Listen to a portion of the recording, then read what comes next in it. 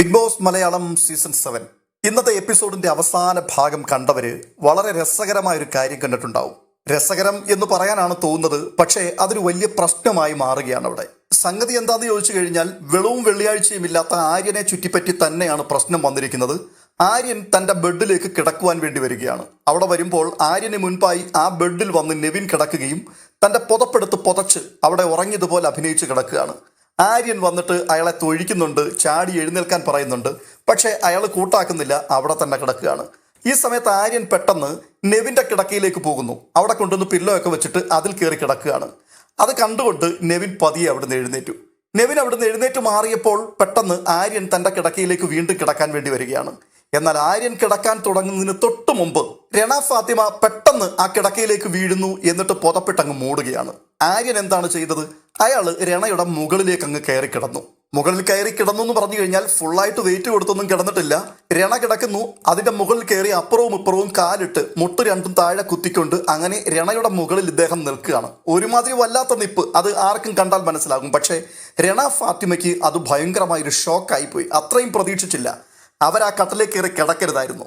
കാരണം നെവിൻ അവിടെ കിടക്കുന്നത് കണ്ടുകൊണ്ട് ആര്യൻ കലിച്ചാണ് അവിടുന്ന് മടങ്ങിപ്പോകുന്നത്.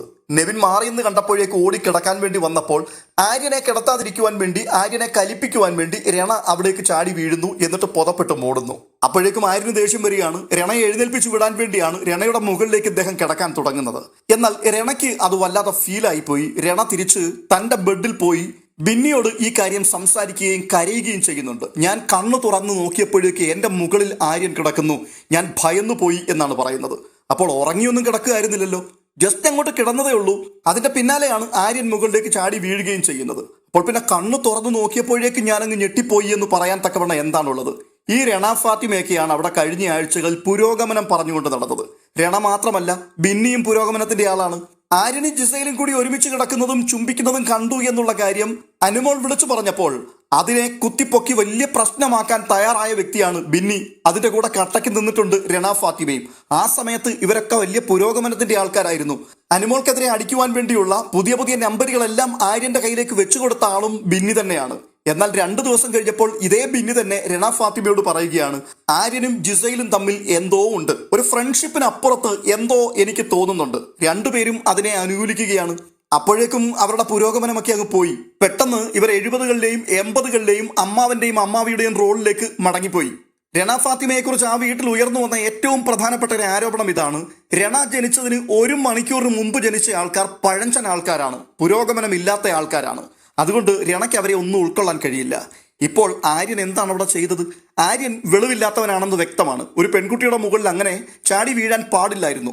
മാത്രവുമല്ല, ബിഗ് ബോസ് വീടിനുള്ളിൽ അവിടെ ഇത് പലതരത്തിൽ വ്യാഖ്യാനിക്കപ്പെടും. പക്ഷേ അയാളെ സംബന്ധിച്ചിടത്തോളം അയാൾ അതൊന്നും ചിന്തിക്കുന്നില്ല, ശ്രദ്ധിക്കുന്നില്ല. എനിക്ക് തോന്നുന്നു അയാൾ മുന്നും പിന്നും ശ്രദ്ധിക്കാതെ ഗെയിം കളിക്കുന്ന ഒരാളാണ്. വരുന്നിടത്ത് വെച്ച് കാണാം എന്നുള്ള രീതിയിലായിരിക്കാം ആര്യൻ മുൻപോട്ട് പോകുന്നത്. ഇല്ല എങ്കിൽ പക്ക വിവരക്കേടായിരിക്കാം. പക്ഷേ പുരോഗമനം വിളമ്പിക്കൊണ്ടിരുന്ന രണയ്ക്ക് ഇത് പുരോഗമനമായിട്ട് കാണാൻ കഴിഞ്ഞില്ല.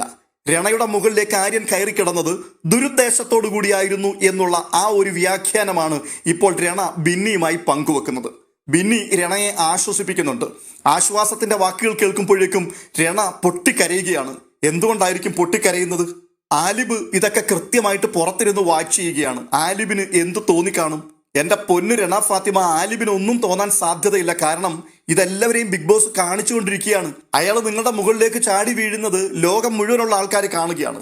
പിന്നെ അതിനകത്ത് സംഭവിച്ച ഒരു പ്രധാന തെറ്റെന്ന് പറഞ്ഞു കഴിഞ്ഞാൽ, ഉറക്കം വന്നിട്ട് ഉറങ്ങാൻ വേണ്ടി മുട്ടി നിൽക്കുന്ന ഒരാള് ഉറങ്ങാൻ തുടങ്ങുന്ന സമയത്ത് അയാളെ ഉറക്കാതെ അയാളുടെ പുതപ്പും മൂടി അയാളുടെ കട്ടിലിൽ കയറി കിടക്കാൻ കാണിച്ച ആ വെളിവില്ലായ്മയുണ്ടല്ലോ, അതിന് എന്ത് മറുപടിയാണ് പറയേണ്ടതെന്ന് എനിക്കറിയില്ല. എന്തായാലും നിങ്ങൾ കാണിച്ചതിന് തക്ക മറുപടി അയാൾ തന്നു. അതിന്റെ പിൻപിൽ വേറെ ദുരുദ്ദേശമൊന്നും ഉള്ളതായിട്ട് എനിക്ക് തോന്നുന്നില്ല. അതിനെ അങ്ങനെ വ്യാഖ്യാനിച്ച് അടുത്ത ആഴ്ച വീണ്ടും ഒരു ബോംബ് അവിടെ പൊട്ടിക്കാതിരുന്നാൽ നല്ലത്. അങ്ങനെ അത് പൊട്ടിച്ചാൽ ഒരുപക്ഷെ ഇന്ന് മസ്താനി നേരിട്ട അതേ ദുരന്തം രണ ഫാത്തിമയ്ക്കും ഏറെ വൈകാതെ നേരിടേണ്ടി വരും.